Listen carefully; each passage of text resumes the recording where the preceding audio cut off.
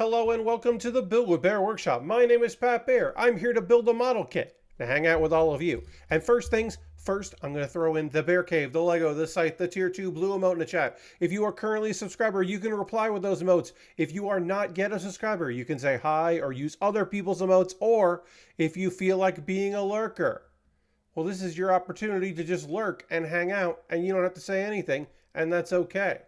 It is a Saturday evening. I did not stream on Thursday. My apologies to folks that were there because I was promoting myself, as it wasn't like I gave notice that, oh, hey, and I'm not doing a Thursday stream. I had every plan to do a Thursday stream. Hello, Lashbrook, welcome. But unfortunately, last minute, the cable and internet provider was like, actually, no, you don't get to. Hi, I'm John, welcome. My cable internet provider was like, actually, we're doing service. And we forgot to tell people that we're doing service. No sweat, John. There's the emotes. That's what we like to say. Yeah, indeed. Yeah, so that was frustrating. I'll tell you that, because it was like around 7 o'clock that it was just like, oh, yeah, you don't get to do that. You don't get to have a stream tonight, because we're going to shut things down at like 8 something. Hey, I'm John, renewed the sub. That's why we got those emotes in there. So we want to throw the Bear Cave Lego site Tier 2 blue emote in the chat. Thank John for their continued support. Emotes restored, as they say. Thank you for using Prime. Thank you for the 30 months. That's a lot of months. Appreciate it very much. Thank you so much for that. That's a lot of months. That's 2.5 years, right? Yeah, 24? Yeah, plus 6. Yeah, that's 2.5 years. Thank you for your continued support. Appreciate that very much, John. But yeah, my internet came back, like, I think at like 11:30 p.m.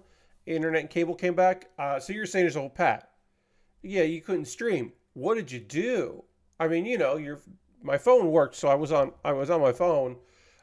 What I am doing was, I just read through a lot of the manga that I have been reading for the past several months. A lot of purchased manga from Bookwalker that I have local copies of. And I just went through and read a lot of manga for several hours while listening to a podcast. And actually 2 different podcasts. And then when my internet came back on, I switched from podcasts to just having YouTube on in the background. So, you know, I mean, the main thing is, I wanted to stream and didn't get to. And it's been a while since I've had to cancel a stream for any reason other than, generally when I cancel streams these days is because there's a wrestling show on a Saturday that I want to see, and I just want to see that Saturday wrestling show, and so I don't stream that night. It's rare to have that be because of outside issues. So that was frustrating. Let's go to the overhead. Let's go to the overhead camera. Here we go. Working on the Buster Gundam. It's a weird order for the Buster Gundam because we built the head first. Annoying stickers on the head. Took a long time. Didn't love that. Then we built the thing that goes between the waist and the chest, which is like part of the backpack connector. Then we built the waist. Why did we build the waist and not the chest next? I don't know. The chest is going to go here. These are going to lock into the back of the chest, the backpack that comes with the chest, and then the head's going to go on top. The order feels very strange with the Buster Gundam. Like I said, I don't know quite why. What year is this? 2011. It's a small instruction manual, and again, the steps are a little weird. That's annoying. Oh, I should also say we are currently at 35 subscribers out of 50. The goal is to hit 50. And then as we're getting into working on the chest here, which we will in a second, I do want to just quickly promote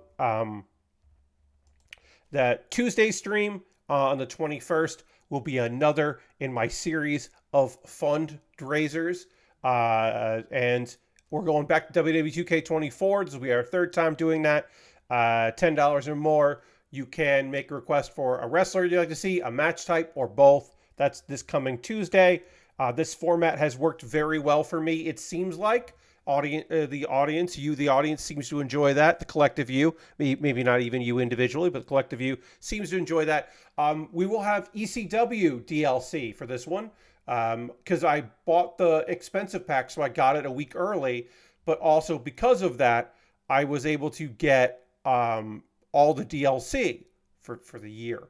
And that includes CM Punk and Friends, which is the ECW pack. We probably won't have CM Punk come out because that could lead to the video getting flagged on Twitch because of Cult of Personality. I could go in and edit CM Punk in the game so that he doesn't come out to Cult of Personality, but it's probably easier for me to just not have him come out. So CM Punk we probably won't use, but we will use the Dudley Boys and I believe Sandman and Terry Funk, I believe, are the other people included in that pack. So we'll definitely include them as well as a bunch of characters. And then also people are starting to do variations based on the DLC because the DLC opens up a bunch of items that people can use. So anytime there's a DLC pack, which this pack came out last week, I believe on Wednesday, maybe Tuesday, I can't remember, but it came out last week. And anytime DLC comes out, there's usually a plethora of new 820 and 821. There's usually a plethora of new computer or creator wrestlers because there's more items. So people will kind of go wild with it. You see variations. There might be like Hack, which is Sandman's WCW run, because now there's a good thing, or variations on Terry Funk, and people will go in and change Terry to be various things and do different eras of Terry Funk because the base is right there. You know, you can make him look younger because you already have the face. So we'll probably get into that. I also, because we didn't have a stream on Thursday, so I haven't been able to say this, I want to thank everybody that came out on Tuesday. Thank you, everybody that came out to the stream this past Tuesday, which was my tier maker list stream. Now, we had the benefit, of course, of a early raid. We got raided before I was ready to start by one Abby Russell. We got an Abby Russell raid, which is incredible. And a lot of those folks stuck around, which is also incredible. You'll love that. And that was fun. I have not done tier maker lists live. A few people made donations in order to get their concepts picked, which was fun. That worked out pretty okay. And I ranked a ton of things and things.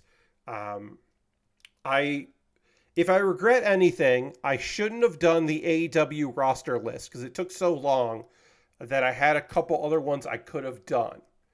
And once that started, it probably discouraged anyone that might have wanted to give me, the option to do one or donation. It maybe discouraged that. I don't know. I probably not, but it could have theoretically, I guess, discouraged some people from doing it.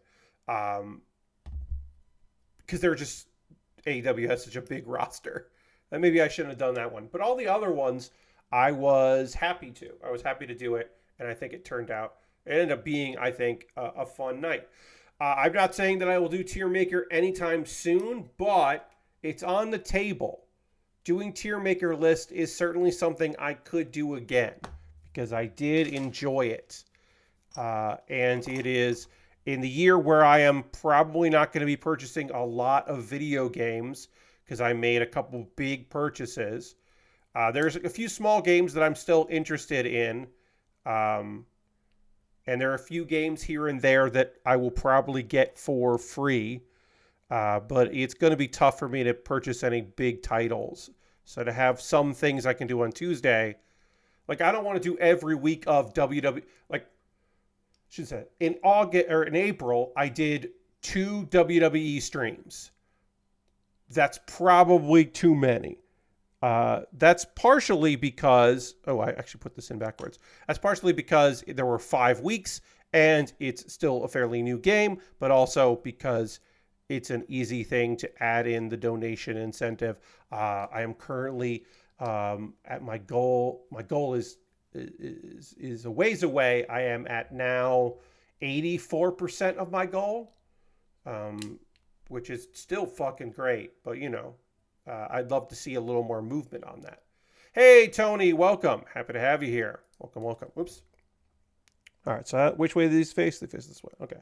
So yeah, we're working on the Buster Gundam, which I really enjoy. It is There are a couple Gundams in Seed that feel like directly inspired by Gundam Wing, which is one of my favorite Gundam series. So I'm totally happy to see those show up in this show. So Buster Gundam with its big weapons, with its red.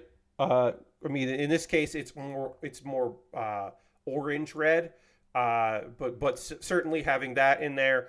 It's giant weapons that it holds and attaches to its back. It definitely feels Heavy Arms inspired, which I think is cool as hell. And then, of course, the Blitz Gundam is a Death Scythe, without the scythe. But it's definitely the, like, stealth Gundam that seems very Death Scythe related. Inspired, I guess would be the right word for it. I have built this kit as a master grade. It was a great master grade. That was a very early. I just think this kit looks cool purchase. The early days, some of you were around for that. Others were not, but I'll just tell you that the early days of Pat Baer's or the Build With Baer Workshop, I started off just building stuff that I knew. I started with the shows that I remembered and enjoyed. And then I started getting into some some builds of things that are like, I watched some of Seed, but I didn't watch all of Seed, but this kit looks rad, so I'm just going to get that, and then maybe I'll pick up Seed if I really think that this kit is cool. And I started going down that route. And then eventually I ran out of stuff from shows that I had watched. Not fully, obviously, because I didn't finish off the last, this was in 2023. Some of you may remember that I completed my final Iron-Blooded Orphans kit because they had been kind of putting some stuff out now and again. They put up some stuff based on the mobile game that I don't believe ever came out, but they had been working on. And then they put out some other stuff that was like some minor things. And so I was eventually able to build all of stuff from that. But yeah, there are series that I'm just like, I never finished Build Fighters. I've never watched a moment of Divers. I never saw any of Try. But the kits are rad. So, like, I don't mind building kits that are cool looking. I think that's, the Breaker, it's Build Fighters Metaverse, I believe is the name of the new thing. I haven't watched a second of that, but I'll build everything from it because it looks cool. I've got one of those in my wish list right now on Amazon. We'll get to that when we get to it, but I did add some stuff to the Amazon wish list if you are interested in taking a look at perusing that in the pause for the cause. I did add some new stuff, both model kits and some Lego.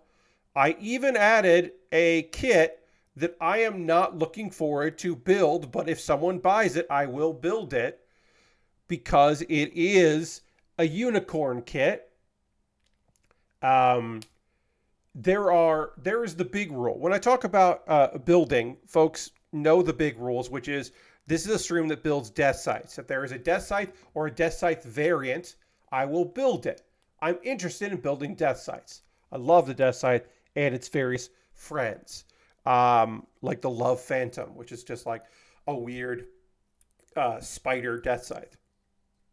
I'm always interested in building those. That's my first rule. The second rule is I don't like building Unicorn Gundam and the Banshee Norn. That's my second rule. I don't enjoy building those because if you remember those shows, it's just a lot of fucking work to build all those because of the sliding pieces that show off the colors and all that. It's just a lot of work, and I built a bunch of them and didn't have fun building them.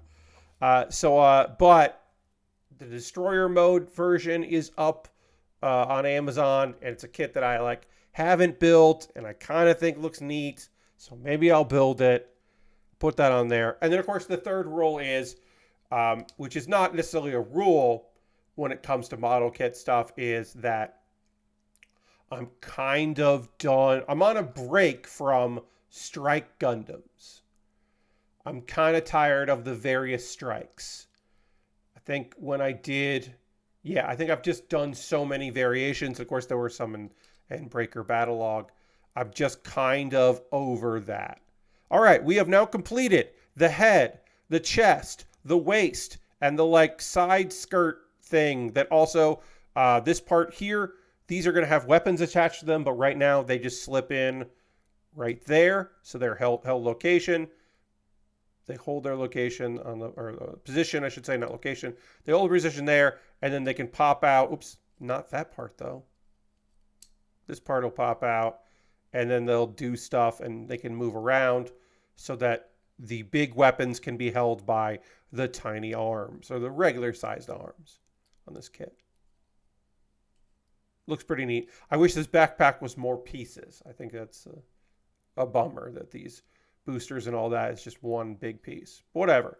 This kit's coming together pretty well. It's looking pretty good. It's time to continue this build by working on the shoulder, okay, so we got the shoulder, and then the arm all the way through. I talked about this before. I do not like this design style. You can see it here where, like, if you're looking, I should be looking, we're looking left to right, fine. Top to bottom, right? Except we're not doing top to bottom because this piece here gets built there. So I need to go here, here, these all around.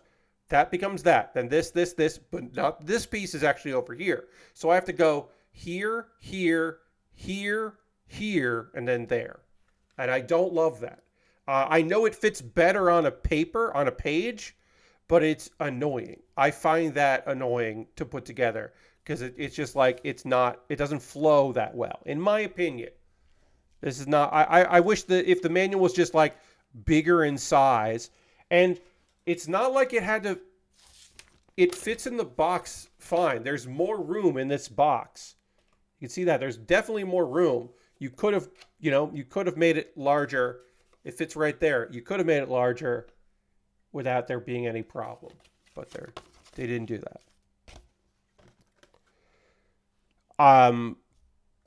People have asked this before. It is not a frequently asked question, but it's a question that comes up in conversation. So I will say it. What's like the oldest kit that you would describe as like modern? And to me, it's like 2014, 2015 is. Anything earlier than that, you can run into some questions. But I think 2014, 2015 is when you're getting like bigger instruction booklets. You're getting way more English in books. So from the perspective, I'm speaking again of the perspective of, an American who speaks English as his primary language, approaching model kit building. So that, that those are the things to recognize when I say that. But from that perspective, sorry, I'm getting weird. It's hard to see these letters here. There we go. From my perspective, around 2014, 2015 is when you really have just the modern era of model kits. And because there might be some people watching who just tuned in for Makers and Crafting because they're checking that out, or they saw someone retweet something that I've written or whatever, we can do a couple other frequently asked questions because those come up quite a bit. And those frequently asked questions are like, where do you start with model kits? If I want to get into model kits building, where do I start? And the answer to that is anything from Bandai in the entry grade line for Gundam. I would say that. If you want to build a model kit, you get a Gundam entry grade kit because you're going to end up with a nice little figure that looks really fun and was easy to put together. The entry grade line, which is not this line, this is the high grade line. The entry grade line requires no tools. Obviously no glue, but no tools at all. It's just snap and put them together. And most of them do not have any stickers. Some entry grade kits that are non-Gundam do have stickers, and there's like one entry grade off the top of my head I can remember that has a sticker. That is the RX-782 US version, or America edition, that has some stickers. They're color correcting and design correcting. But other than that, the regular one or the full weapons version does not have stickers, and you can just put it together. And also, it is designed, because it's not that many parts, it is designed so you start with the head, and it's just like, here's an A, here are all the pieces for the head, and they're color coordinated, and it's just like a dream to put together. I highly recommend that if you are interested in getting into it, or if you have someone in your life that is interested in getting into the hobby.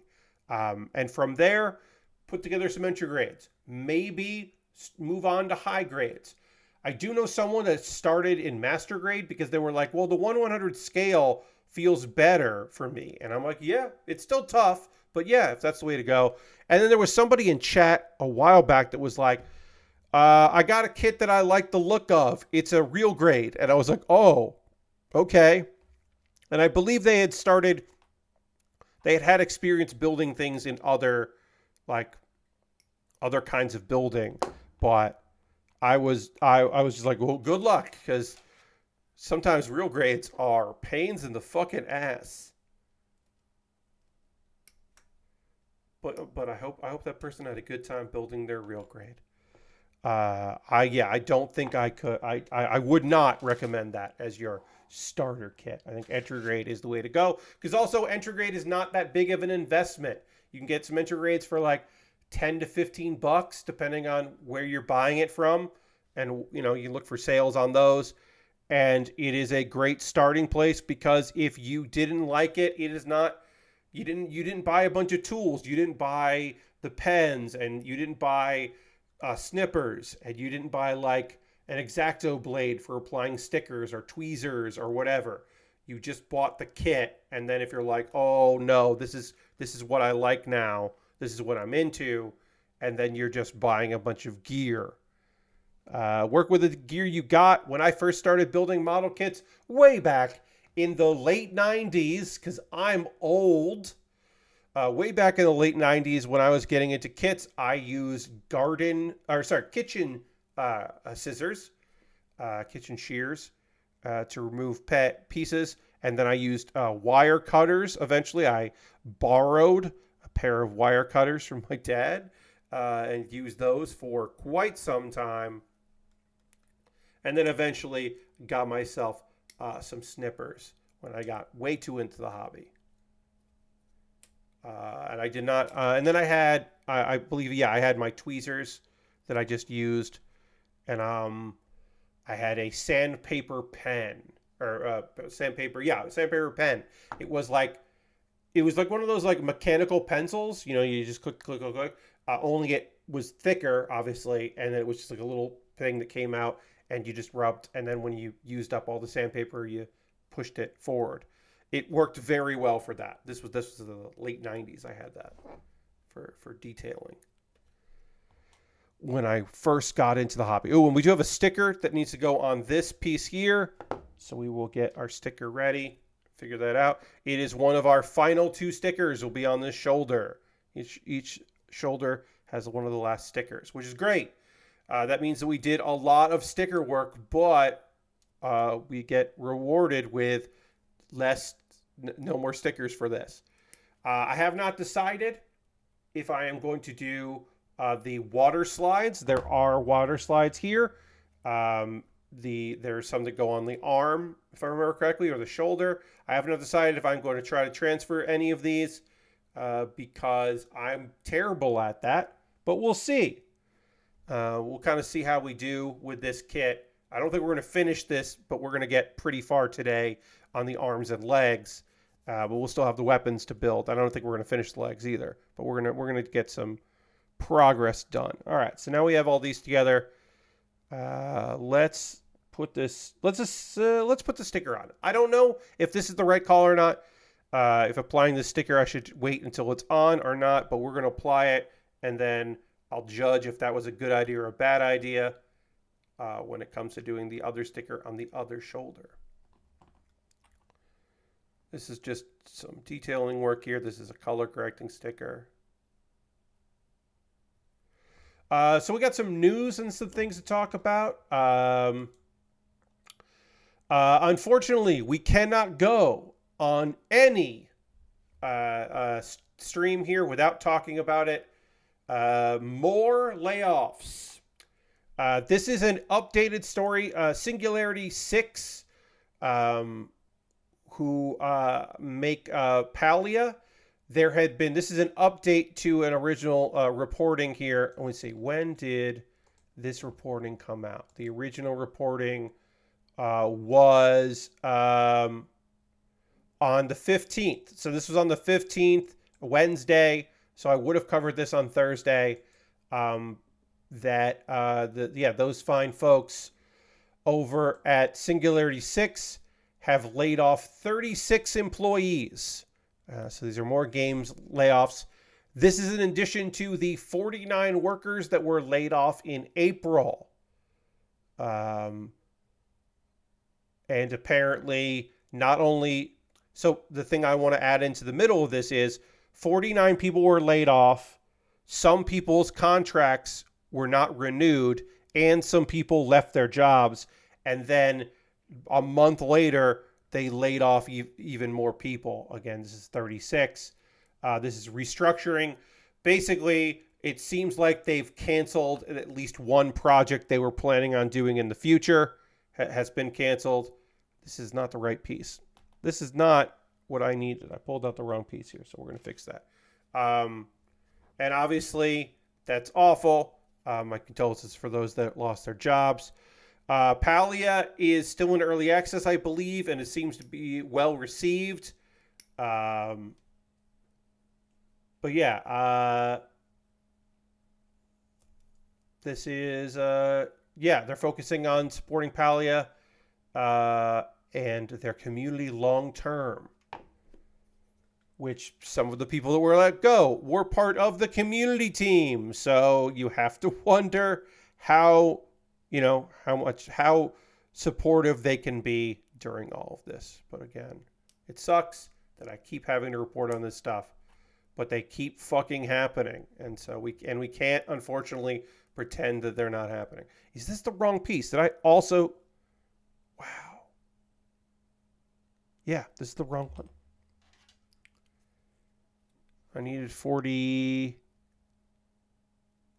Yeah, I needed 43, and I took a 42. At least this was the right color and the right one. It was just for the other arm. Yeah, I've the other shoulder. I have now made my life easier in the future because I've already taken out the other one. I'm just planning ahead. That's what it is, everybody. That wasn't a mistake. That was me just like future-proofing this build. That's exactly what happened. There's no other way to look at it. Let's see. Other news. Yahoo Finance put out through Reuters a lovely little look into what the fuck happened with all the supercharger team. What happened to the supercharger team at Tesla? You may have heard that the team was basically everybody was let go, and then they were like, we're going to refocus our supercharger program, and we've got the other teams picking up the slack for it, which seemed weird. The entire charging division, because Tesla makes a lot of money off of that. Some through government programs, because government buybacks and incentives for them to build them as they try to influence the market for having EVs, but also because the EV business is kind of stalled out internationally, partially because China is getting better at making cheaper EVs, but also because of Elon Musk, just in general. Just Elon being Elon has negatively affected, weird, right? Elon has negatively affected the industry. Strange, I know. But so they basically figured out what the fuck happened. there was a meeting. Basically, Rebecca Tanucci, who was the chief of the charging department, she had laid off. This was a couple months ago. About 20% of her staff, and was meeting with Musk about like, what else can we do? What's the future of this going to be? And he was like, yeah, I want more layoffs. And she was like, we're the division that makes money though. Like we make the money for you. We make you your money. And so she was like, don't. And then he was like, well, now everybody's fired. And if you're thinking to yourself, Pat, that seems very short-sighted. Yeah. That feels very Elon Musk. Yeah. Basically, she took over a job for somebody that departed earlier. I'm going to look for his name. And then basically he was like, oh, actually, we're going to be good. Everything's going to be okay. Reportedly, things are not going okay because the group that took over this job are not in a position to do it.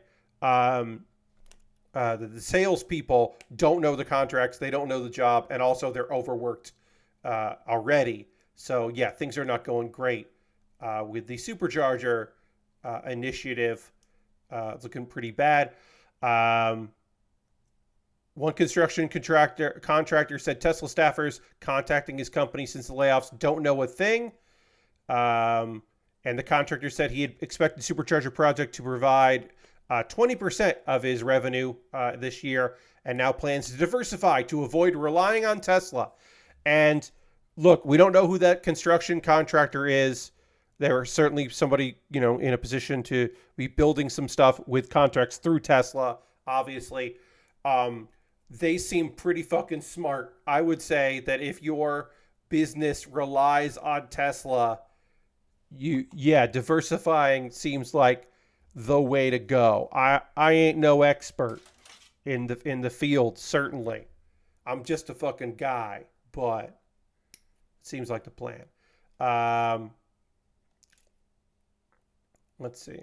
Yeah, the energy team, the people that sell solar and battery storage products for homes and businesses, the people that sell you the Tesla pack if you want to get Tesla for your solar array. Excuse me, I'm going to sneeze. Pardon me. That's who you get.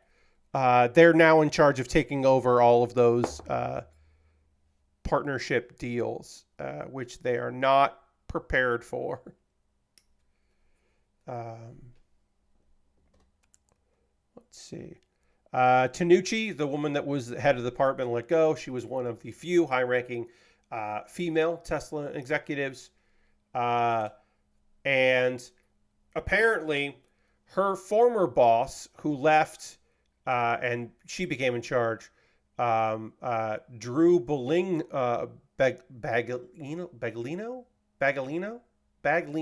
Drew Baglino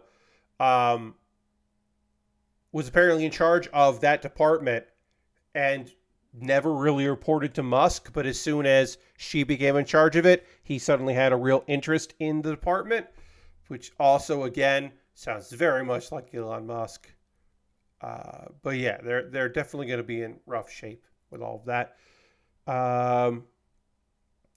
Apparently, this year, so far, there has been a decline in auto sales in the first quarter. Again, I said amid from Chinese electric vehicle makers and sagging worldwide EV demand. They're catching up with demand, I think, a lot faster than they had anticipated. And again, it's also Elon. So while there are still plenty of sycophants, there are the more and more people are coming out of the woodwork just being like, actually, I'm worried about all of this. So I did want to include that story. We haven't talked about Eurovision, and I would like to talk about Eurovision. If you're unfamiliar with it, that's fair. It is the song contest. The Eurovision Song Contest happens every year. It is how we have come to know and love Celine Dion, ABBA, a variety of music from around the world that you there are probably plenty of artists that you did not know got their start or became incredibly uber popular because of Eurovision Song Contest. Basically, there are a bunch of countries in Europe, with a few exceptions. And if people can join in on that. There are national things where they decide the songs. Some countries pick an artist and a song. Others allow the general public of that country to vote for that, who's going to represent them. You do not have to live in that country or speak the language of that country. A lot of times people submit stuff in their native language or in English. But yeah, you can just, there are countries where you can just audition and go for it. Obviously, Celine Dion is Canadian, but did not represent Canada because they are not in it. But the song contest has many European countries, not all European countries. There's some that do not take part.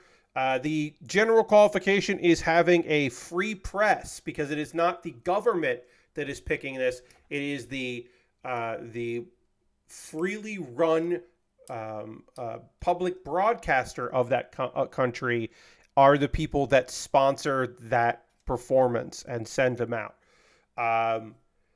This year, there are often, friends, political upheaval amongst the various countries that participate. And their inclusions in said contest because of the current actions. Russia, hostilities with the Ukraine, Russia there were plenty of protests about Russia's inclusion for their continuous attacks on their own people and various other conflicts that were happening around the world. But specifically because it looked like they were going to win one year. It looked very clear that they were going to win. And then Eurovision was going to have to, because when you win, you host the next year. So there was a lot of fear about going to Russia, because the people that predominantly go to the live version of Eurovision to see it live are not all young people, certainly, and many of whom are queer. It has a big queer following.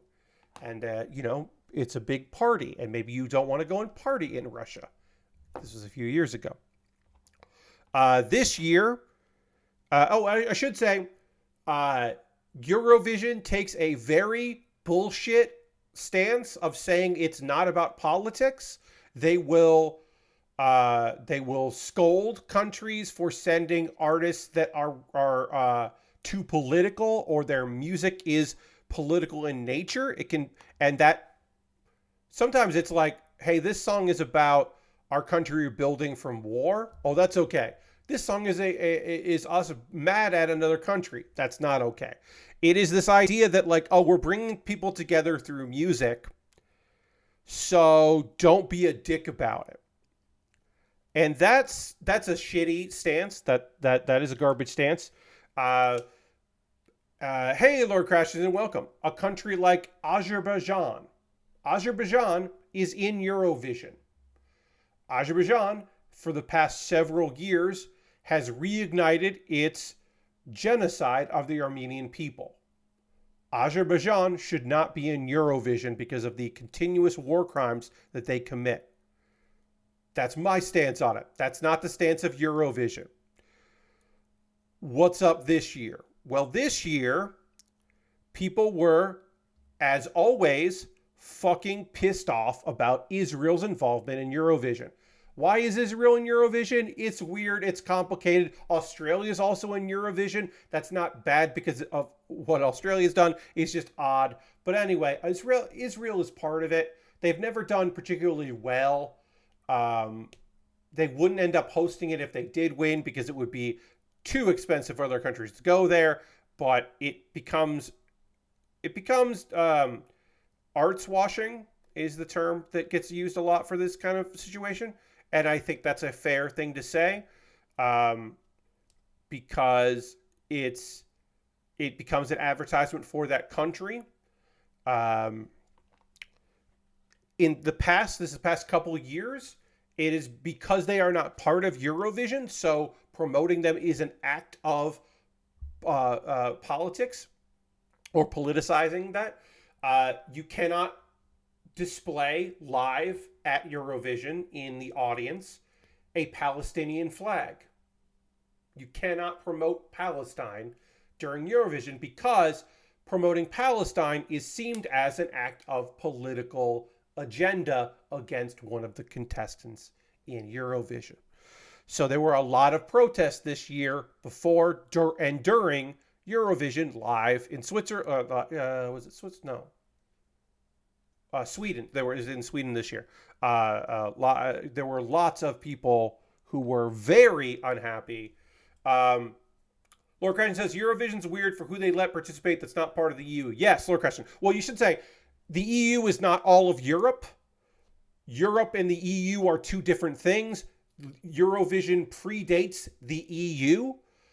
It obviously doesn't predate Europe. But yes, what countries are participant? There is some odd things. There are plenty of countries that are not allowed in. But again, as I've said, the majority of things are Europe or allies of Europe, a free press, because you have to have your press decide and send a broadcaster that is not represented by the government, although that is, again, there are various things that are against that. But generally that works out. And then Israel and Australia are invited as well.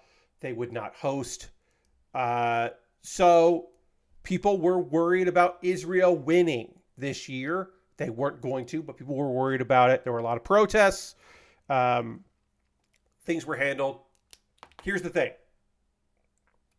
I go on record as saying I don't think Israel should be a part of Eurovision, not just because they're not in Europe, but also because of the ongoing genocide.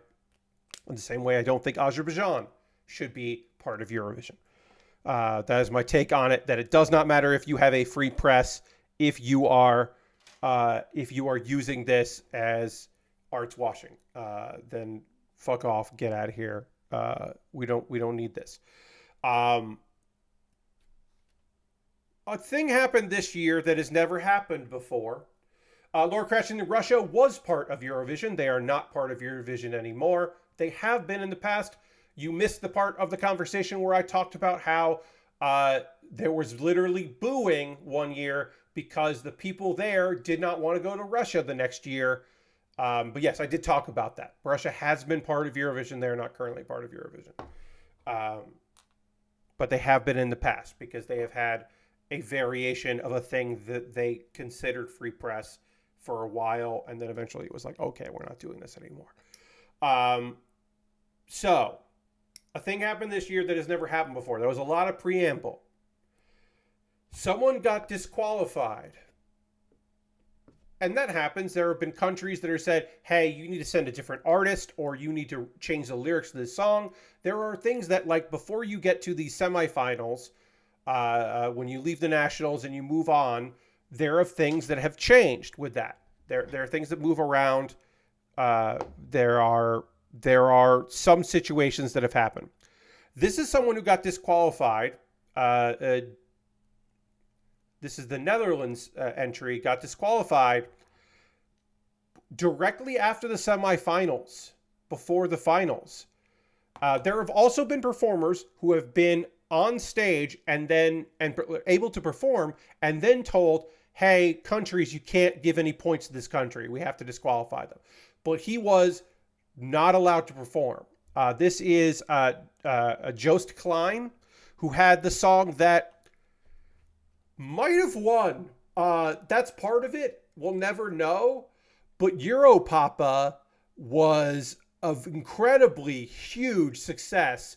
The semifinal performance of Europapa was really wild and probably would have top 5 easily, top 2 probably, actually would have won possibly. Joost Klein could have won because the crowd really liked it. It has all of the stuff that you want from a Eurovision song. It was incredibly catchy. It had a chorus that you could sing along to. It sounded stupid, but wasn't stupid. Europapa is a song about being able to travel to all the different countries in Europe, and how for Joost Klein, this was a thing that his father always talked about and dreamed. His father was somebody that really loved the idea of the EU and the ability to culturally take a train or a plane or whatever and go to these other places and interact with different people in Europe. And the end of the song is like this, like little music spotlight, him like saying he wishes folks could be here to see the world that they envisioned. And it's beautiful. It's a beautiful little end.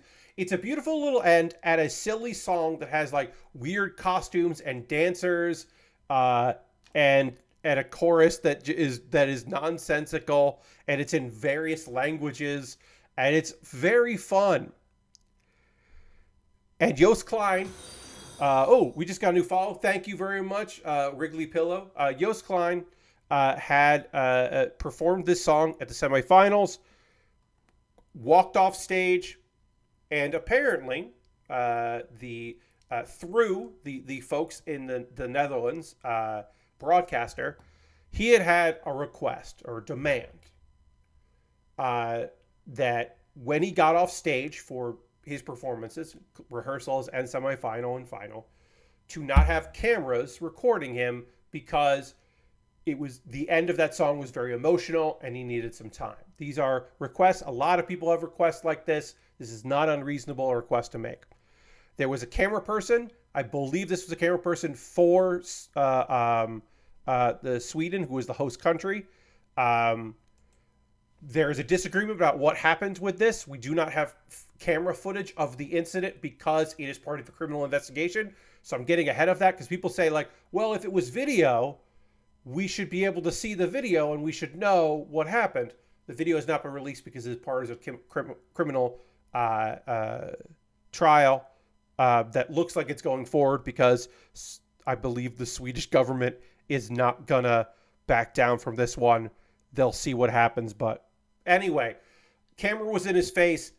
Apparently he said, get this out of here. No, the camera person did not go for that. Joost Klein apparently threatened the person. Now, if that's a physical threat or a verbal threat, we don't know. But that person said that they felt threatened by this action. They reported it and they wanted to press charges. And basically the governing body of Eurovision was like, well, we can't have you perform if there is a prosecution, like if there are criminal charges going, we can't have you perform. And so they basically were like, no. And then of course the Netherlands protested that. There were some Europapa chants during the show, during the finals, because people were pissed off about it. And then eventually they allowed for the Netherlands to be able to vote, because originally they weren't going to let Netherlands vote at all. And they kind of took that back. But it does appear that there is going to be a prosecution.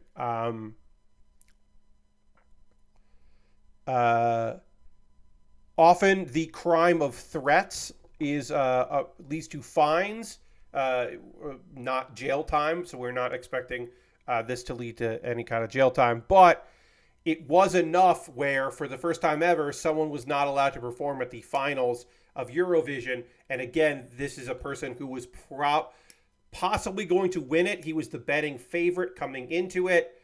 The winning song, I think, is gorgeous. I think people are going to have a good time in Switzerland. I think that's a beautiful song. Another very personal song that had a great stage performance.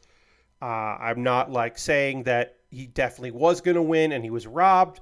I don't think that there was.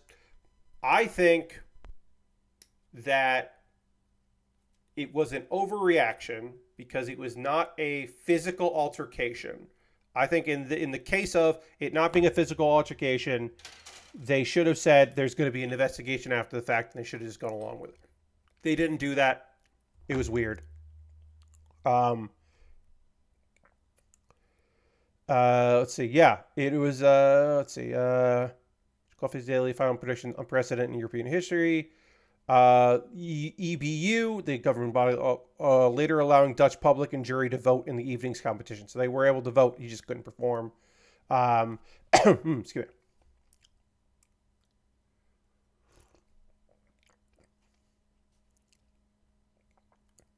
Yeah, and Netherlands are making a big stink about it because they think it's unfair. I don't think they're wrong for thinking that's unfair. It's wild that got to that point.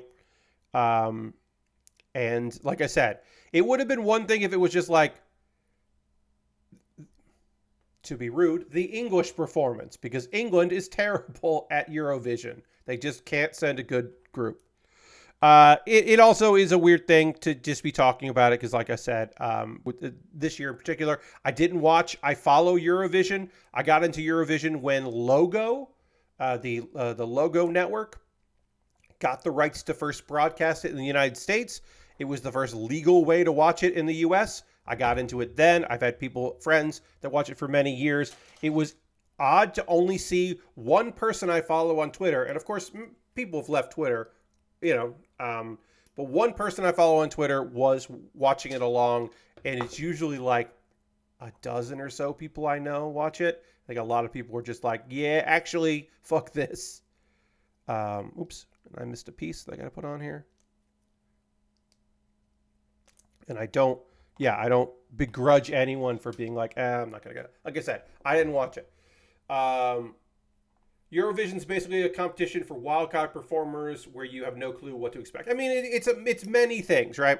One of the joys of Eurovision is, so there are a couple ways to get into Eurovision. There, like I said, there is the public vote, and then there is sometimes some countries just pick a presenter. Now, the people that they pick often will have like a music video, but you won't see them perform it live. You won't know what the live performance is until the semifinals. And that's where there's a lot of beautiful surprises that Eurovision has. And then, of course, if you haven't watched the national selections in the countries that have selections, if you haven't watched the music videos going into it, if you just go in and watch the semifinals or you just watch the finals, like maybe you only tune in the semifinals and you're looking at this guy called Windows 95 Man, and you're like, what the fuck is Windows 95 Man? Or you're like, hey, what's up with this non-binary Irish rapper who seems to be summoning demons? Why are there so many witches this year? What's up with all the witches? You know, like if you haven't been following it, it's like this wild, weird thing. And again, I talked about how if you don't know, some of the songs are seemingly silly, but have a lot of message to them. And some of them don't have a message. They're just whatever. Some are advertisements for their own home countries. Some are just weird, silly things. Some are Eurobeat or, hey, guess what Italy's going to send? Italy is going to send a gentleman. Italy will send an Italian gentleman who will sing a beautiful song. Italy does not take risks. They don't get weird. Italy sends a beautiful singer who may or may not be a beautiful man, but at very least is a gentleman. And then Scandinavian countries send some weird stuff. Iceland used to get really weird. This year they didn't get weird, and it was a bummer. Iceland's thing was just like, what are we doing here? I don't know. Eurovision is kind of fun. This year it wasn't as fun. It was strange to kind of follow along with it. But some real bangers came out this year. Some real beautiful songs in this year. So, there is some stuff to like. I'm going to put this on just because it's fun to put it on as we're building the arm here. Because we are going to take a pause for the cause. Let's see. One last bit of video game business before we get into talking about some anime, because I have 2 anime to talk about, because I have the show that we talked about on Thursday. Let's see. Fall 2025 for Grand Theft Auto 6. That is according to Take-Two Interactive. And it's for their fiscal report that they were like, yeah,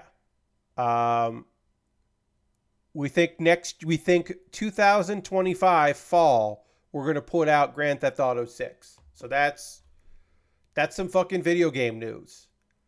And of course, they had some project cancellations. They had some layoffs. Zelnick says a bunch of things that don't make any sense and is nonsense. But they were saying 2025, and now they're saying they got a window. A window is a good thing. Is a good thing. They have narrowed it down. So that's good news. All right, we're going to take a pause for the cause. I'm going to talk to you about ways you can support the channel if you are interested in doing that. Of course, this will be optional. You don't have to do any of the things I'm about to talk about here, but if you would like to, I would love that. It would be so nice if you did. First and foremost, if you are currently a subscriber to the Build With Baer Workshop, you can throw the Bear Cave, the Lego, the site, the Tier 2 blue emote in the chat. Being a subscriber is the easiest way to support what I do here through Cash Money, through your Prime gaming token, like Unjan did, which is awesome, or Cash Money if you want to do that. We are currently at 35 subscribers out of the goal is to get to 50. I will shut up about it at 50. If you want to become a subscriber right now, if you want to gift a sub and join the gift sub leaderboard with Unjan and Aristofan, you could do that. Bits and coins, always appreciated. If you want to donate some bits, you don't have to do any of those things. If you want to hit the follow button, you can hit the follow button right now. But I would love it if you are a subscriber watching right now, if you want to put some emotes in the chat, that would be great, because it's okay that you are very quiet tonight, chat. That's all right. I don't mind it. Don't mind it at all. I do like seeing my emotes, because it reminds me that my friend Xandra made 3 emotes that are just my face as different things, and then my logo. And that just makes me happy that that exists. Just a reminder that I have emotes that look like me, but they're Goku and the Deathscythe and a Lego man, but me. That's just silly. That's just a silly thing that exists and is real, and makes me happy to know. Thank you, Lashbrook. Appreciate that. If you want to support me financially and you don't want to go through Twitch, I get that. I understand it. What about Patreon? I got a Patreon at patreon.com/PatBear. Over there, there are different tiers, and there are different rewards for different tiers at the $1, $3, $5, and $10.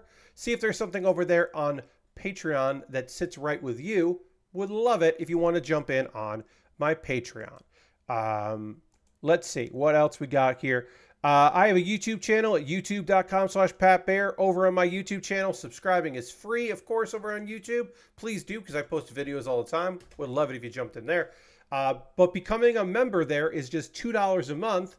If that's where you want to support me on a monthly basis, you get my Wednesday videos on Tuesday. So you would have gotten my video this week about Nana, which is a gorgeous series that I recommend you watch my video talking about.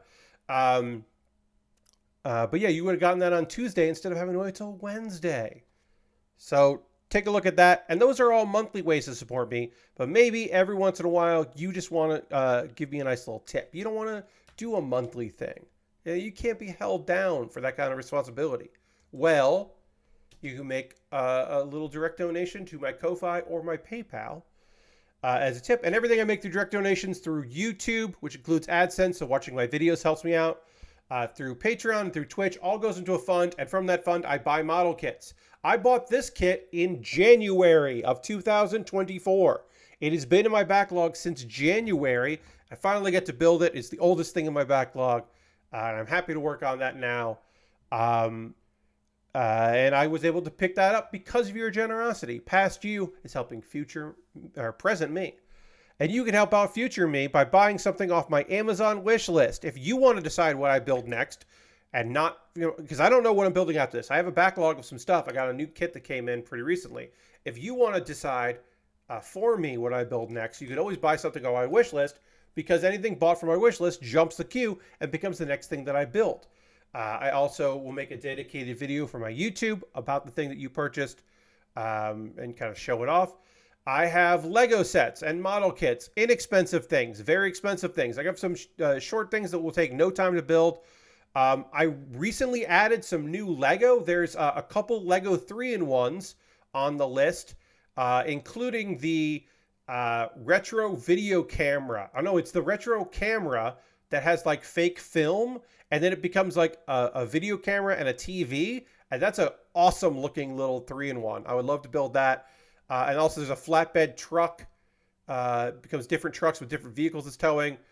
I mentioned this before. I recently added to my wish list the Unicorn Gundam Destroy mode. I don't want to build a unicorn, but it is a good looking model kit, and so I'll build it if someone buys it. There's a new Lego I put in there, which is the flowers in a watering can, which becomes a boot with flowers in it, and then one other thing that's like very different from that. So yeah, I put some Lego in there, model kits, expensive kits, inexpensive kits, a wide variety of things. I added a few new things that I think are really neat. And if you would like to see me build any of those, well, you could, if you wanted to, buy them, and then I'll build them. And they jump the queue, as I said. I have a throne wish list, which is mostly gear and gift cards. If you just want to help me out, but you don't want to go through Amazon, I understand that. And then the most convoluted way to support me financially to help me buy model kits is to go to USA Gundam Store, buy a gift card at USA Gundam Store. Then they send you an email with the gift card code. Then you send me a whisper here on Twitch or a DM on Twitter, because my DMs are open, and I will buy that gift card code or use that gift card code to buy a kit on USA Gundam Store. Again, the most convoluted way. I would love it. It wouldn't make any sense for any business to do it. I would love it if any online retailer, direct to consumer retailer of model kits had a wish list. Like, I would make an account and fill it up with stuff, Gundam Planet, USA Gundam Store, any of those places. Lord Crashington, I'll give you one more step, because I skipped the step that I need to tell you, because I think it's self-evident. You can't buy a gift card from USA Gundam Store without creating an account at USA Gundam Store. So that's actually one more step. I know you were joking. I like the joke. But literally, I do skip a step in those instructions. You can't just buy a gift card. You have to have an account, because you need an email address. I'm 99% sure you need an account to do it. You might be able to do it without an account, but I don't think so, because it's a gift card. Okay. If you want to support me and not spend any money, I got a Discord. You can go hang out in my Discord. I post build photos at the end of every stream. People post stuff they're working on. It's a lovely little place. My Discord is chill and cool, and we would love to have you over there. Couple video links for you to check out. The newest episode of Pat Baer's Anime Club is up and out, and you should check that out. Please watch this episode of Pat Baer's Anime Club. It is me talking about even more weird premises for manga.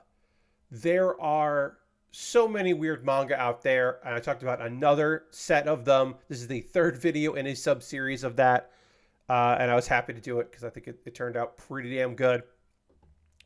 And then Kuma Baer is my weekly anime recommendation series. As I said, this episode of Kuma Baer is me talking about the anime Nana, which is one of the best anime from the 2000s. That's this month in May. I'm recommending anime from the 2000s. Nana is a beautiful looking, but also very fun and sad and dramatic comedy series about two girls who each happen to be in Nana, who both move to Tokyo and end up living together, and their lives intertwine, and it's heavy at times, and it's wonderful, breathtaking. There's a lot of music in it. It's such a great anime from the 2000s that I think you should check out if you haven't already, and watch that video to maybe entice you to do it. And in the video, I also say where you can find it. Let's see. Yeah, that's all I need to talk about from that. And I have one thing here real quick. If I do that, let me just do that real quick here. Okay, I have done that part. Oops, hold on. Sorry, everybody. I forgot to open up the thing that I need to open up, which will allow me to, oh, weird. Sorry, everybody.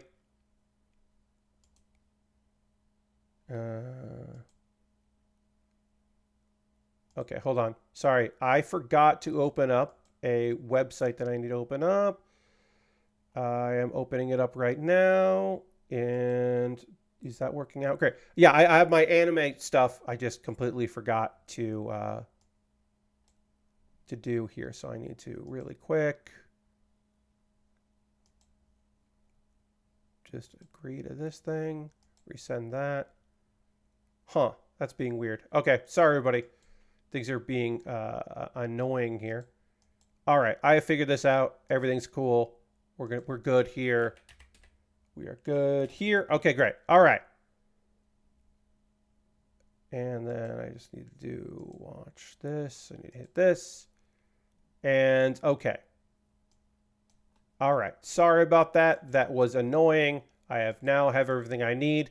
I'm going to drink some water. Then we are going to talk about some anime that I have been watching. The show I would have talked about on Thursday. The show I would have talked about today. Before we get into that, I need to drink some water and then dramatically transition back to the overhead camera to keep working on these arms. So let's do that right now.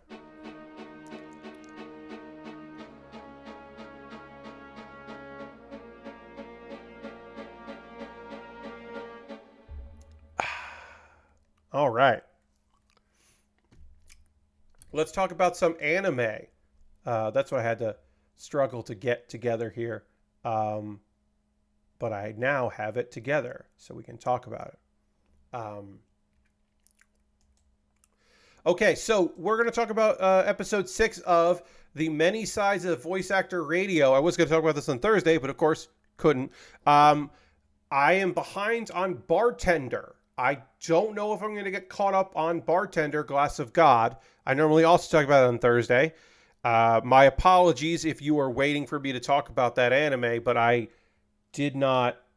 I think I'm 2 episodes behind on it. I like it. It's just, it hasn't been a priority. So I don't know. Maybe I'll get caught up for next week. I don't know. I also forgot a sticker to put on this piece here. So let's put that there. But I do know what happened in this episode of The Many Sides of Voice Actor Radio. And our voice actor girls we thought this was going to be a rough episode because the cliffhanger last one was, hey, you need to go on the radio show of Mekaru.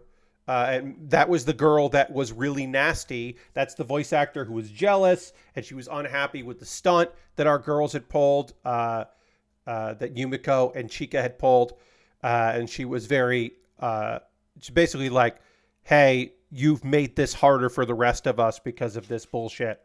And no, I want you to do poorly.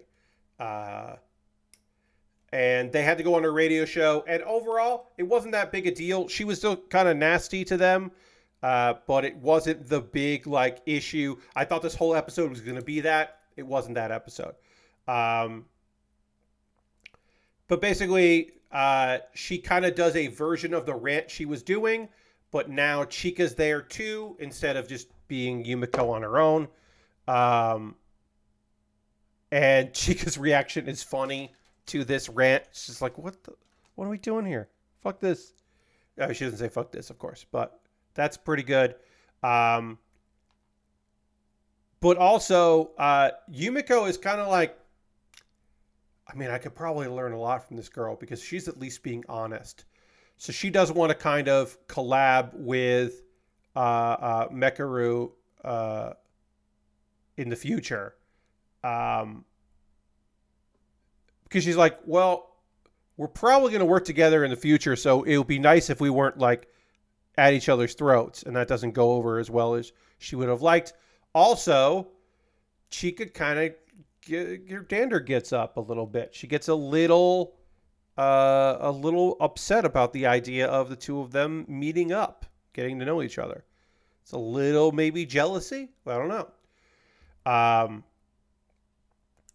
And then, okay, so things are not going great for them. They're still having trouble. The radio show has done well, but it hasn't translated into other work. Chika kind of like got out of that. Yumiko took a lot of the heat, but even Chika's having more trouble. Also, Yumiko was not doing well before all of this. So it's just kind of a continuation for her. But yeah, things are not going great for them. But the mecha anime that they're doing, some of the staff aren't happy about them in the public eye, but it seems like their jobs are secure and they haven't lost that gig, which is good for them. Let's see. But yeah, they're certainly unhappy about what happened there. And then Otome is like, hey, I'm kind of worried. Maybe the two of you shouldn't work together so often. That kind of just gets pushed aside. Let's see.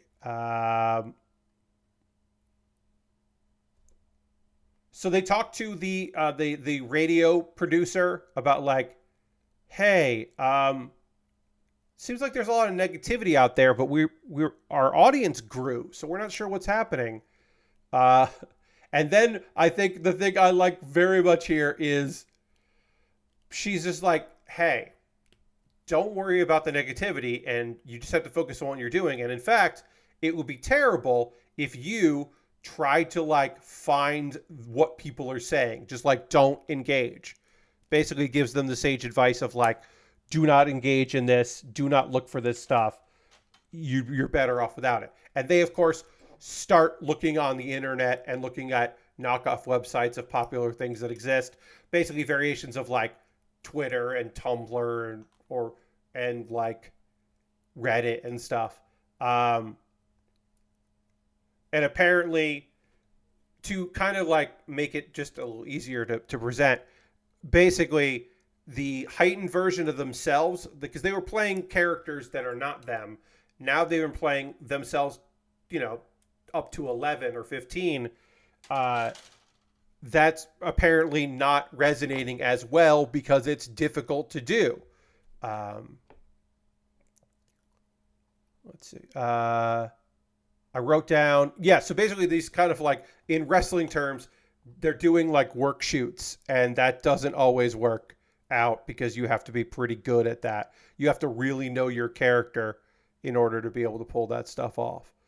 And basically the advice she gives is you either deal with it or you drop it. So either get, figure out how to deal with that or quit. Which is not the best advice in the world, but it is advice. Okay, and now we've got Chika's mom. And Chika's mom is just like, hey, I think you should quit. People now know where you live and are creepy. There are creepy weirdos. I think it's time you stop doing this, which is like reasonable. But Chika's like, no, this is what I want to do. Yumiko is there, and Yumiko's just like, yeah, well, we're partners, so I'm here for this conversation. But Chika's mom definitely wants her to stop. Now, she doesn't say the important thing of like, hey, these creeps will always know where we live. It's not like this is going to fix anything. There is an ultimatum, basically, look, if you want to keep doing this, here's what's going to happen. Chika's mom comes up with the plan that is doomed to fail because she is setting her daughter up for failure so that she wins, I guess, is, okay, you tell people that the two of you are going out shopping and tell the fans when and where, but tell them that if anyone shows up and interrupts your shopping, that you'll quit being a voice actor. And if they don't show up, then you can keep doing this because it means your fans are respecting your privacy, which is like a ridiculous thing to say. And it's an ultimatum. A friend of mine who was watching the show was like, oh, so she's not a bad mom. She's an annoying mom. She's like an anime mom who is not always understanding and always willing to go for it, who is like trying to do what's best for her daughter, but is not necessarily doing the thing you would want her to do. It's like, yeah, that's kind of where we're at. There's a lot of tension with that. Yumiko thinks it's kind of crazy to say this. Chika's like, yeah, I'll do it.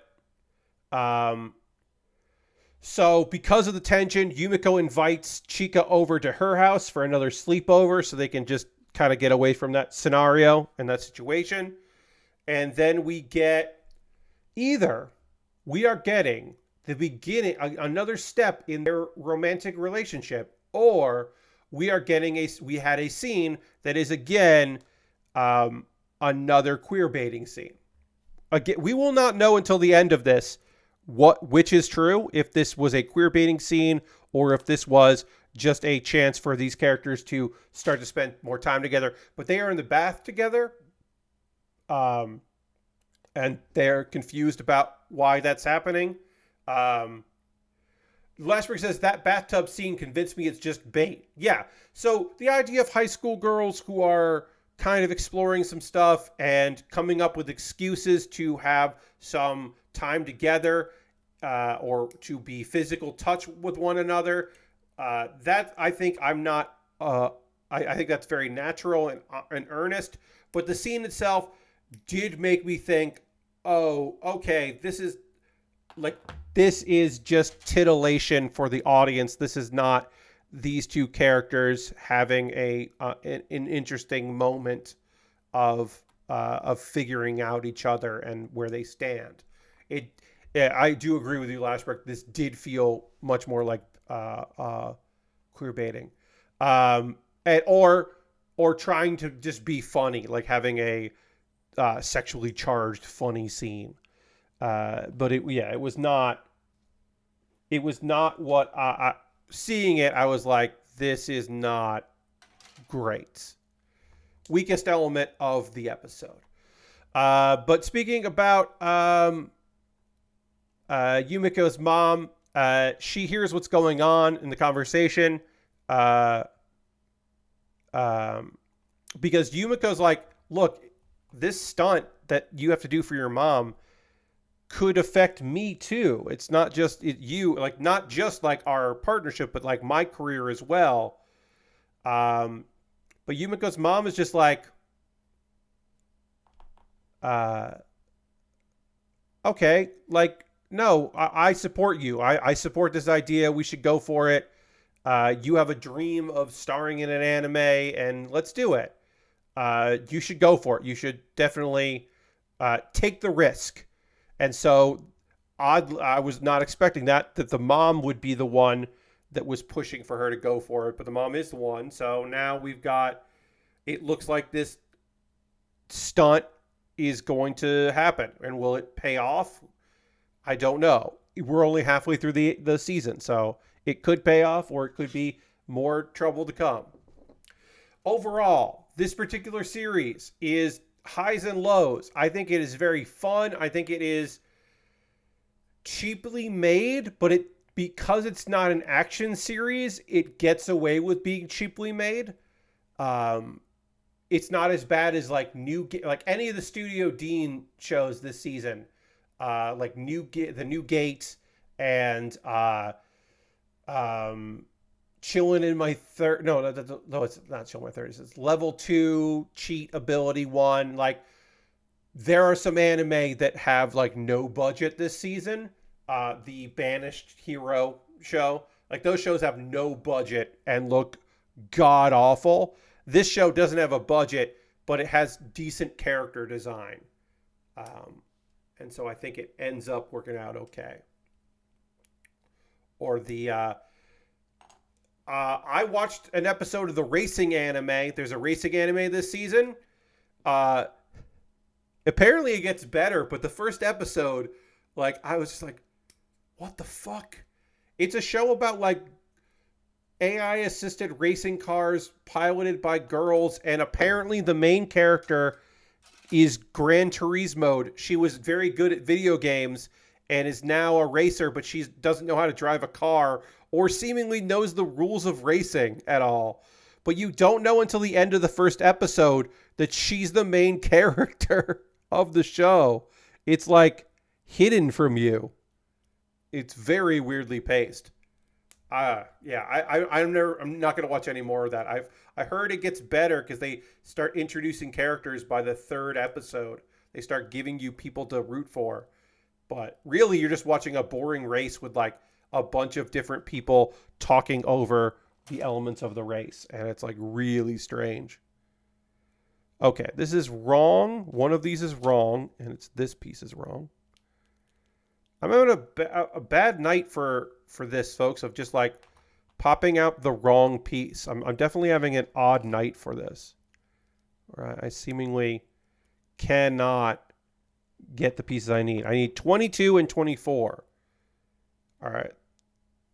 24 I have pulled out. It is one of these two is 24, and this is 22. So I pull this out. I'll know which one is the other one.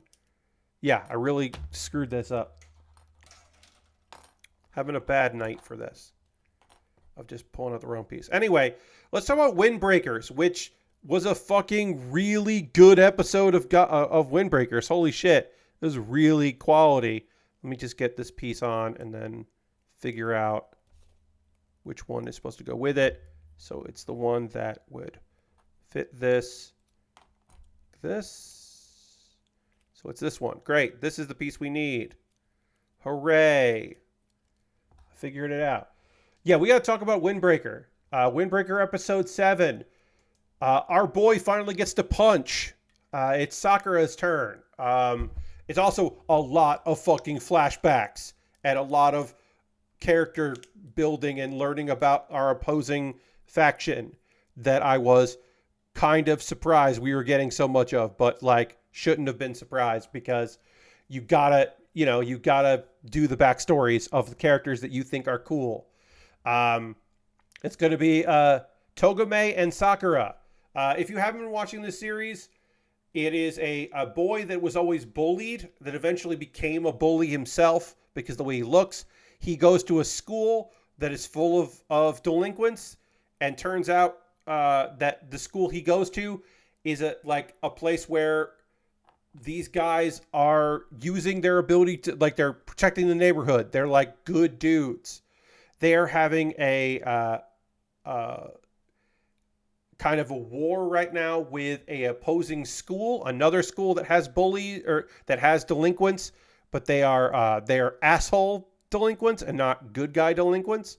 So there is a conflict with that, and there has been a fight with various teens fighting each other, and now our main character, it's his time to fight.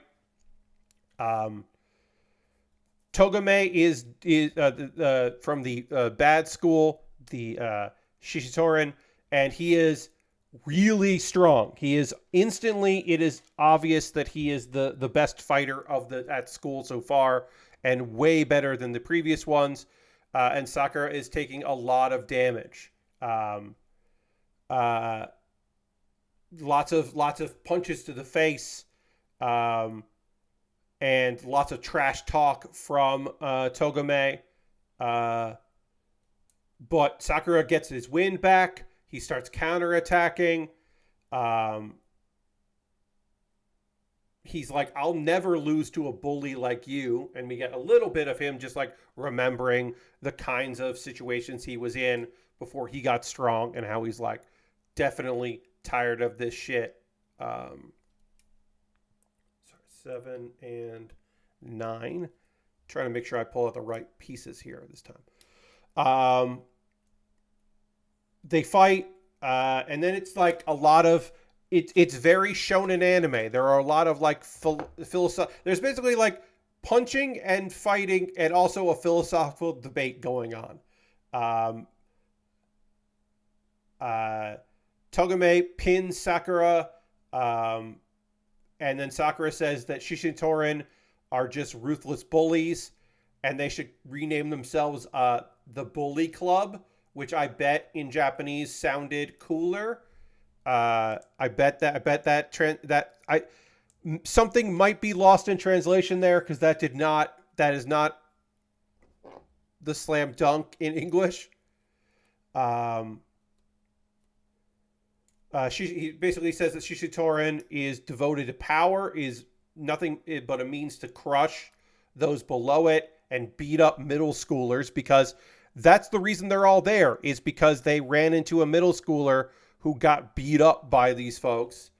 And that set them all off. And our guy here, Togame, now knows why they're there, and he didn't know before. So he goes over to the guys who already lost, who were part of this middle school, the chase the middle schooler, and he beats them up, knocks one of them out, and then he goes back to fighting. And it's just like very shonen thing of just being like, well, now that I have new information, I have to act on this information. Okay, now we can go back to our grudge match. But we, the audience, don't necessarily go back to that grudge match because we have a flashback about how our guy got in here. How did Togame end up in this shitty group? He was recruited to join Shishotoren by Choji, who is the shitty leader of it. He wasn't shitty then, and he wasn't the leader then. And they were a big family. They're a lot more like Bofurin, our good guys, are now.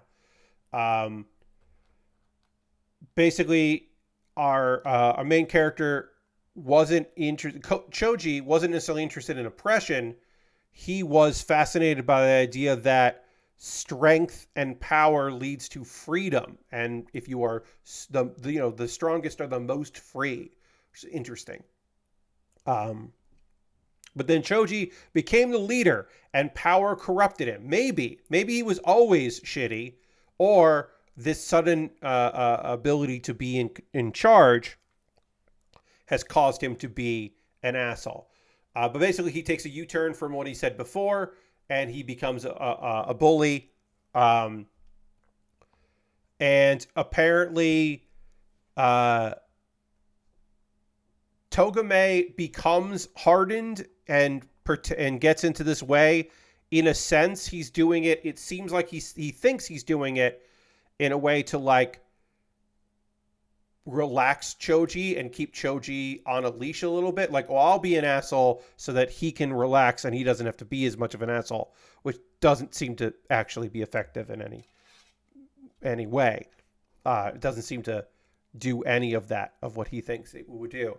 But now he's back in the present, and Togame seems to have completely given up on the fight. Now, once he realizes that, like, this is just not what I want. And it ends with him being like, yeah, what am I trying to do? And that's how the episode ends. I imagine it does not immediately go well for Togame. A character that we didn't know we would like in the first, like when he was introduced, having quite a bit to do now is cool. I don't think that was a bad character to kind of focus on in this episode. I thought that was kind of neat, and I'm interested to see what happens in the next episode. I assume there will be more philosophy, and then also clearly more fighting. There will be more brutal fighting.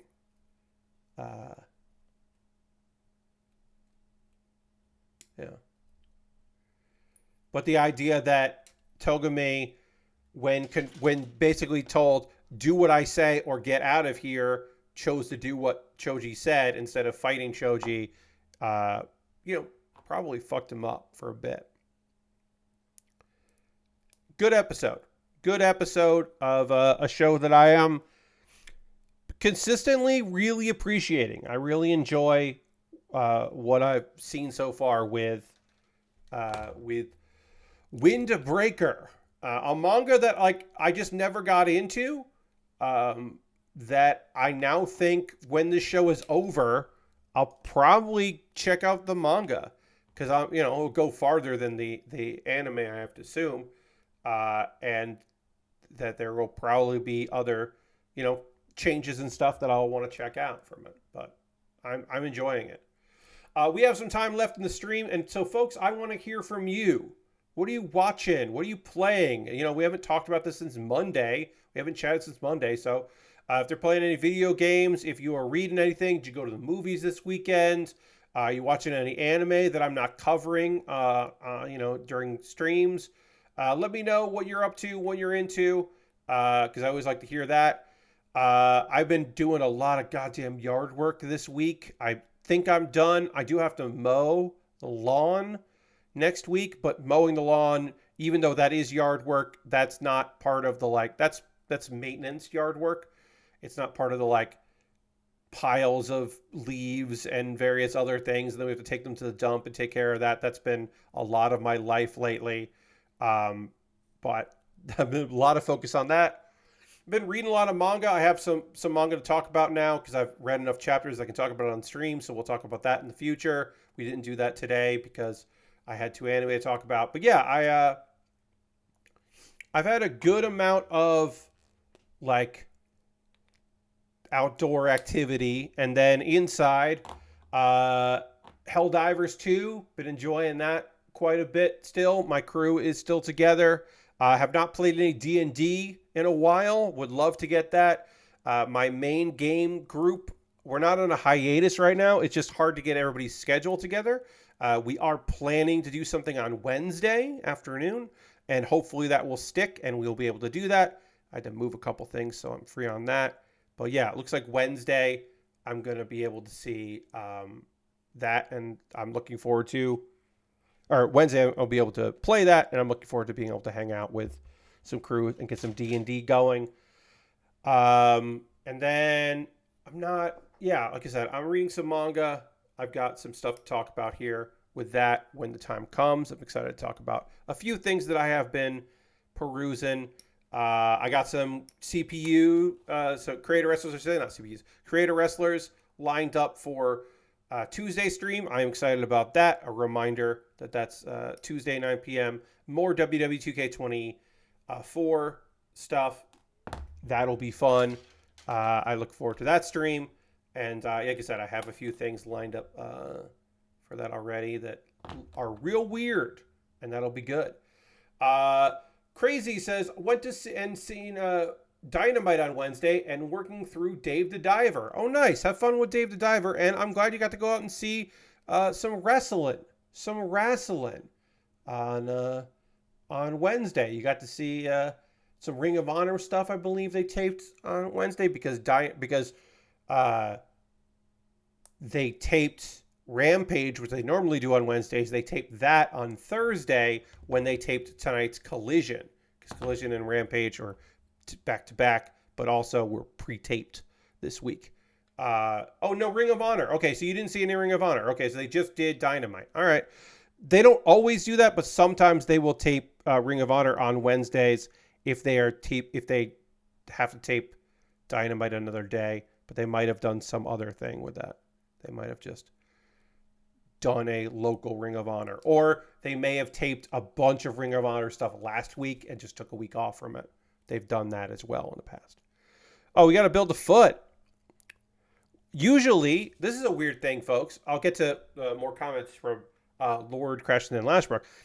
Usually, when you build a kit like this, you do the arms, and you jump and you do the feet, and then you do the legs. This kit was just like, build a leg, and now the leg's done, build the foot. And I don't hate that. I think that is totally reasonable to build a whole leg and then go in and build the foot. So we need C here. Let me get C, A, B, C. All right, Lord Crashton says, been playing a good bit of Little Kitty Big City. I've been watching streams of that. That game is real fun looking. That is a game that I should put on my wish list and wait for. I mean, unfortunately, this is a sad thing to say, but unfortunately, wait for a sale is kind of where I'm at right now. But that game does look fun, which is a lot of fun with some rough edges to it on platforming and controls. Yeah, I have heard that, so hopefully they'll take some feedback. That feels like a game that probably didn't get as much assurance and testing as you would like. So maybe there'll be a patch, and maybe me waiting isn't a bad thing. Um, Lashbrook says, continuing to mod my way through Fallout 2. Hell yeah. Never a bad thing, especially those games. Like, yeah, have fun with it. Mod the hell out of it. Hope you're having fun with that. B27, great.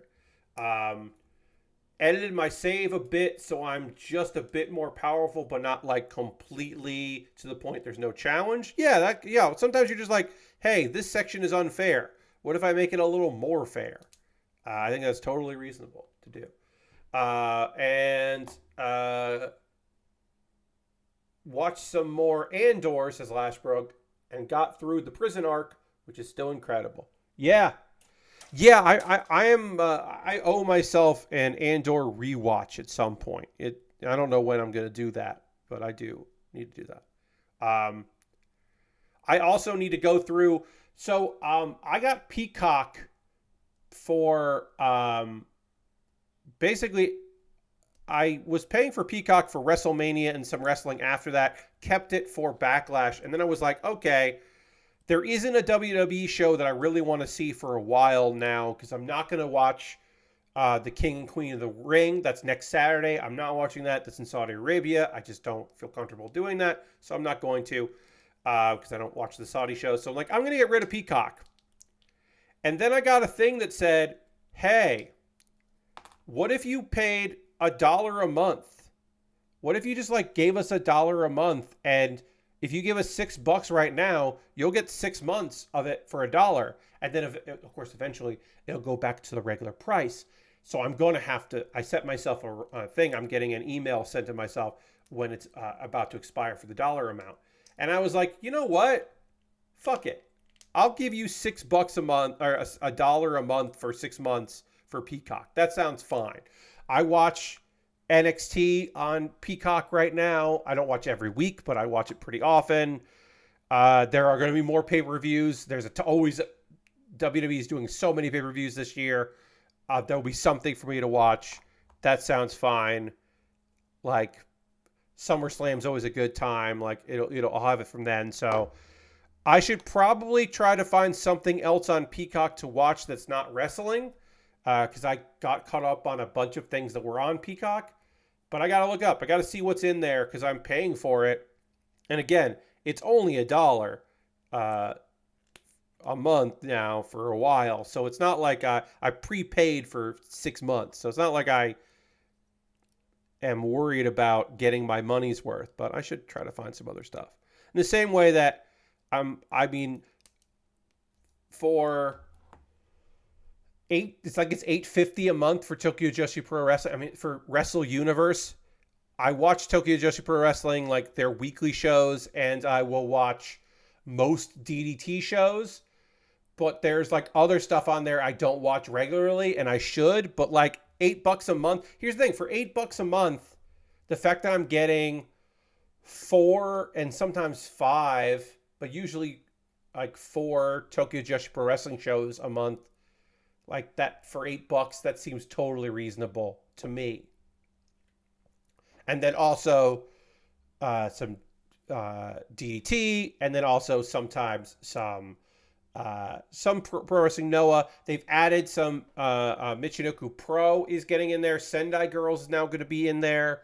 Marigold is there, but I'm not interested in Marigold because I don't watch a lot of Stardom. So a bunch of people from Stardom who are now participating in this other promotion, I'm like, I'm like culturally somewhat interested in what Marigold does and how their show looks because it's Rossi Ogawa starting his own promotion, but I'm like, I'm kind of interested in that, but I like don't really need to see it. But also like I'm paying for the service and I can watch some stuff on there.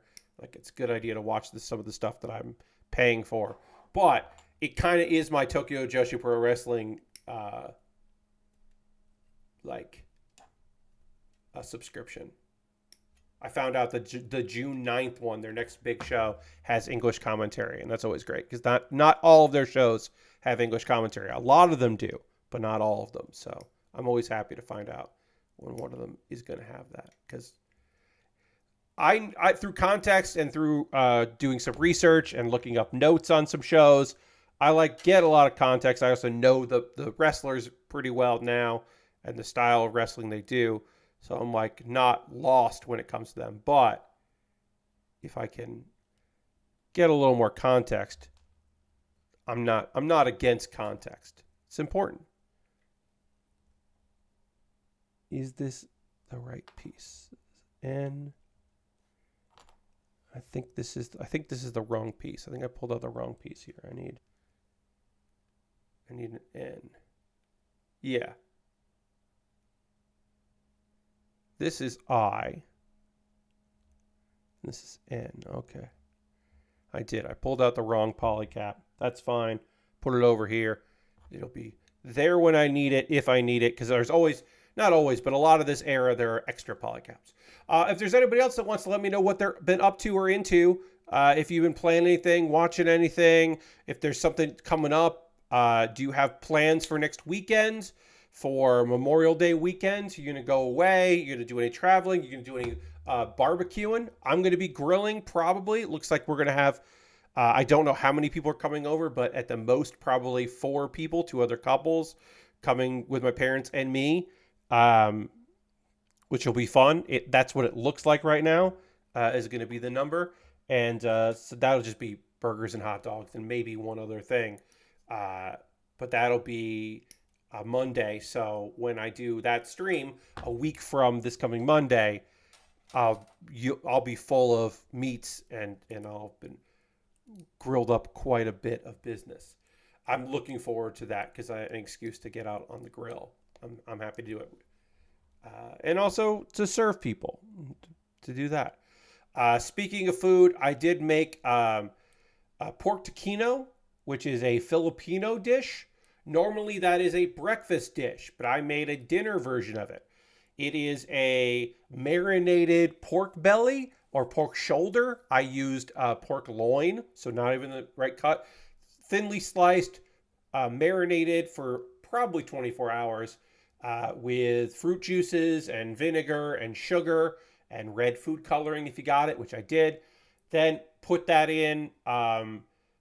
Generally, it's served with white rice and a fried egg. It is a breakfast meat often. There's some garlic and some other stuff in there as well, soy sauce and all that. I served it with a fried rice that I made because I like fried rice and because I was having it for dinner. So I made my version of pork taquino. My pork taquino was more like boneless barbecued spare ribs. It was like a replacement for that. If I would make it again, I have the recipe. I would use more pineapple juice and less vinegar. I didn't have all the pineapple juice I needed, so I ended up substituting, instead of vinegar, I used cider vinegar. So I got that apple cider vinegar, which worked out okay, but could have been so much better. It could have been such a better dish if I had gone, like I said, I liked it, but I didn't love it. I'm happy I made it. Hey, Dirty just subbed for 56 months. Let's do the Bear Cave Lego site tier 2 blue emote in chat. Thank Dirty for renewing subscription. 56 months is so many months. Saying, speaking of food, I ate at Terry Black's today. The giant beef rib and fixins was delicious. Hell yeah, that sounds awesome. Giant beef. Oh, that sounds great.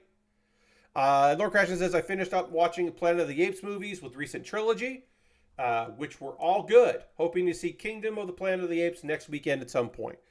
Yeah, I'm way behind on those movies. I think I watched the first of this, and I haven't watched the other ones. Maybe I watched the first 2. I don't know. But I'm definitely behind those movies, but I think they're pretty good. So at some point, I would like to see all of these so they can watch this current one here. But yeah, I've certainly watched some of the Apes movies, but I have not watched all of them. I need F here. And then just going back to here quickly about my food. I had seen the recipe. I've had pork taquino before. as a breakfast. I've enjoyed pork taquino, so I was like, you know what? I'm going to see if I can make this. And I'm happy I experimented with it. Tomorrow, I am going to be cooking for myself again.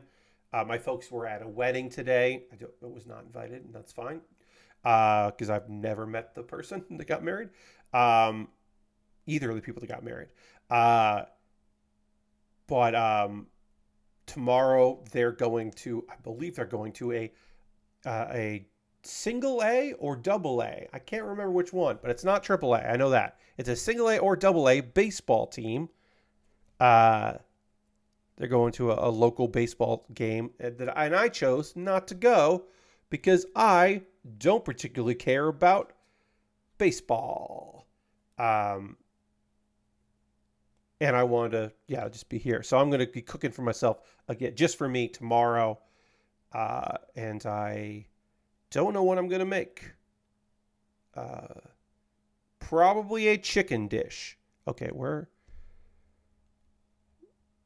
okay, this is A. This is the piece that I pulled out by mistake. It's that one. Great. So I did find that. Good. Found the piece I needed. The polycap I needed.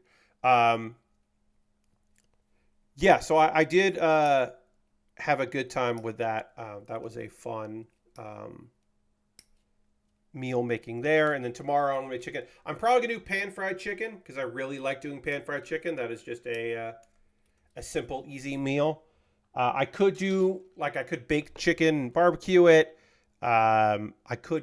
It's 2 pieces of chicken breast that I could cut them up and make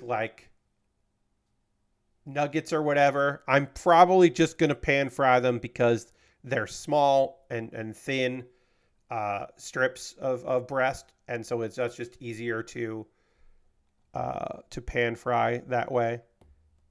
So I'll probably just do that. And I've got French fries, and I'll probably just have French fries. Maybe I'll take a big potato out and I will do potato wedges, roast potatoes or something like that. But I probably will just take out French fries out of the freezer and heat those up because that's easier. And I also did for breakfast today. I did a lot of cooking today. My breakfast / lunch, my brunch that I made today was I made hash because we had corned beef. We had leftover corned beef. So I put that in with potatoes. We had a leftover roasted potato that I ended up slicing and chunking to make home fries, which normally I would do hash. Normally I would do shredded, but I didn't do that for this. Then onion and egg and red pepper and a little cheese on top. Ooh, that was good. Real good. Cooked that up, and that was an excellent meal. I did a fantastic job with that. This is the wrong piece. Why did I pull this piece out? Just doing the wrong pieces again. All right. I am almost done with this other leg. We will panel line this leg on Monday, where we will probably finish up this kit. I will most likely do a poll tomorrow about what I should be building next. I'll probably do a poll tomorrow for what I should be building once these kits are done. Because I don't know what next. I do think I'm going to finish this up because we're basically body complete on this kit as is.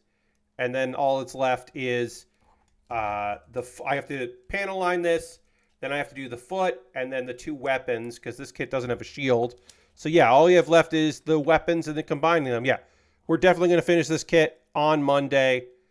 There's a little bit to do with it, but yeah, we made a lot of progress here. We did the chest, the arms, and most of the leg stuff. So did a lot of progress on here. It's a good build. That is going to do it for tonight's stream. I want to thank everybody for taking the time to hang out with me as I did all of this. We are going to raid. That is how we end every stream around here. We're going to go find somebody doing some cool stuff, and then we're going to go spend a little time with them. So let me figure out who we're going to go raid on a Saturday night. I'm going to go watch wrestling when this is done. Let's see. So who is streaming right now? Hell yeah. Let's see. How long has my friend been streaming? She does say long stream. Oh, she's been going for 8 hours, so I have no idea how much longer she's going to go, but I cannot. We're not going to go raid her because I don't know. How long has? Oh, that's been 3 hours. They're probably almost done. I was going to raid these people, but they're probably done here. Who can we raid? We haven't done this in a while. We're going to go raid Old Timey Computer Show. That is who I pick when I don't know who to raid. This is apparently the 5th anniversary of the Old Timey Computer Show. So we're going to go raid them because that's always a good time. Thank you all so much for being here. I hope you have a great rest of your Saturday night. We're going to go raid Old Timey Computer Show. Because yeah, that is fun. Come back on Monday as I continue to work on this model kit and start something new during the stream. I'll talk to you soon. Goodbye, everybody. Goodbye, goodbye, goodbye, goodbye, goodbye, goodbye, goodbye.